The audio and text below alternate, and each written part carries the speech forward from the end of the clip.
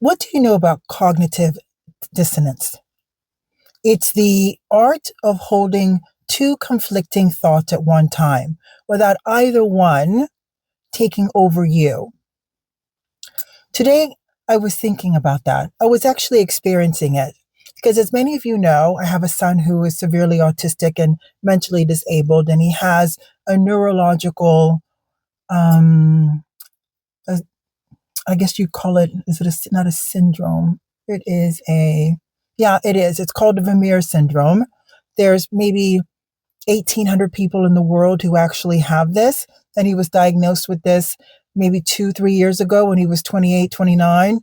Up until now, we thought that the autism and the OCD and the aggressiveness and the mental disabilities was all part of being on the autism spectrum.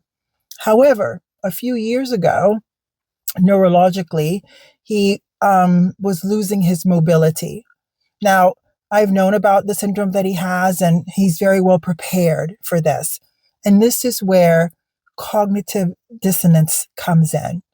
Because although I know that neurologically, if you think about what happens neurologically to your body, it it makes the rest of your autonomous system work. Your breathing, your heartbeat, your your muscles connecting with your nerves and sending all the synapses. All of that stuff is something that happens automatically that you have no control over. And neurologically, what will continue to happen to my son is that his body just, like right now, he can no longer walk. He has full function of one arm, not of the other. He is wearing a diaper because he no longer has control of his bowels, and he doesn't have control of his bladder. And little by little, this neurological dysfunction will continue to move up his body. And in the last couple of weeks, I've seen a big, yeah. And we don't know how much time he has. And the reason why I'm talking to you about this is that, first of all, he doesn't even know, which is so good. Secondly, and most importantly, his team is absolutely exceptional. They're redoing his entire bathroom because I come and see him every Friday, right? Sometimes more if he wants me to see him, because at the end of the day, he is 31 years old. He's a full adult and he reminds me often. So cognitive dissonance is understanding that even though I'm having conflicting thoughts, one doesn't take over the other, that I'm able to regulate myself and look at the big picture on both aspects of it without one taking over. Does that make sense? And I was thinking about it today because, even though he's losing quite a bit of his mobility, he was out on his I don't want to say, how little kids, you put them in that little walker with the wheels and they can scoot around until they learn how to walk themselves. Well, he has something kind of like that, a big version of that, like an adult version of that. So we were like kicking the ball around, and it helps, keep his body moving. And I was watching him walking the way that he's walking with the assistance of this machine, this walker that basically holds him up. And his team is there ensuring that he gets this physical movement. And they're going to be redoing his bathroom because as he's losing his mobility, like he doesn't need a bathtub anymore. He needs like a shower system that they can pull up his chair and move in and remove some of the, the luxuries that we have in our bathrooms that he doesn't really need. So we were having a big discussion today about getting something similar to a lazy boy chair that gives him a little bit more support for his neck and his back and his shoulders and his hips, and also will help the team being able to lift him up and lift him down, because sitting on the couch now doesn't give him so much support as it did before. And this is the thing about being able to regulate yourself and having the cognitive dissonance where you can hold two conflicting thoughts. One being that, oh my goodness, my son is going through this, there's no telling, how his body continues to break down. There isn't like a time frame, but I will definitely outlive my son, which is something to think about.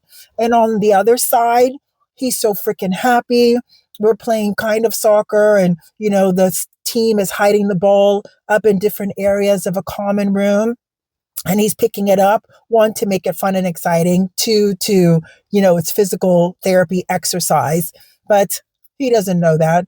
And everything that they're doing is to prolong his mobility, because neurologically his muscles are starting to weaken, and as are his ligaments and tendons, because it is part of the Van Meer's syndrome.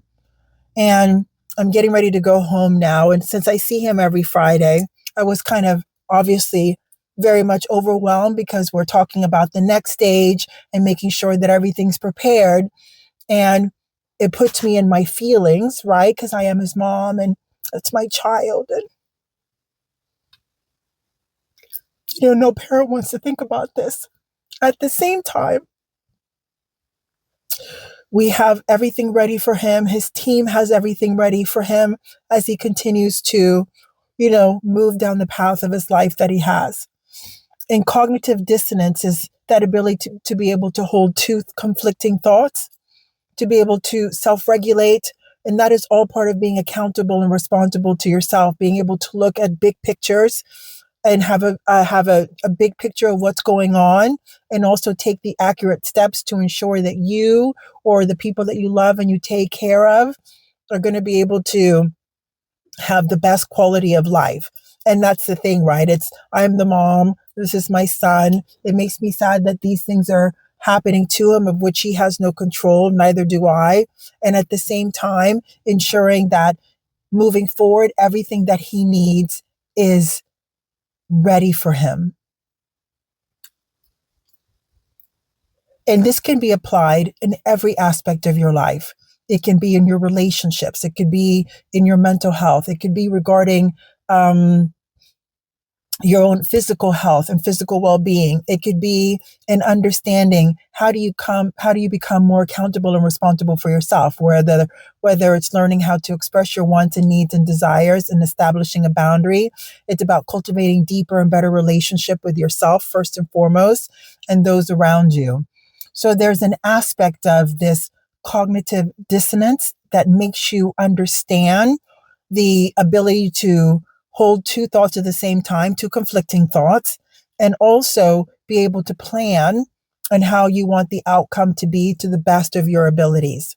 So as you're out there living your best life, and I have to tell you, I have a pretty magnificent life, and yet part of my magnificent life is also watching someone who I gave birth to, that I will outlive, and watch him go through this part of his life with love and ensuring that he's comfortable and has the best quality of life while going out here and experiencing this magical life, not only with my family, but also with you. So remember, wheel in the emotion, bring in a lot of self-regulation, be able to understand where are your thoughts coming from, which create emotions, and your emotions create your feelings, and your feelings create actions and behavior, right? All of that is created by the process in which you choose to take. We all have emotions. We all have thoughts. Do they take over, where you end up reacting to something, or taking a step back, getting settled within yourself, and being able to take an observation and take an account for yourself, and then be able to respond while being respectful and having integrity for yourself and the person in front of you.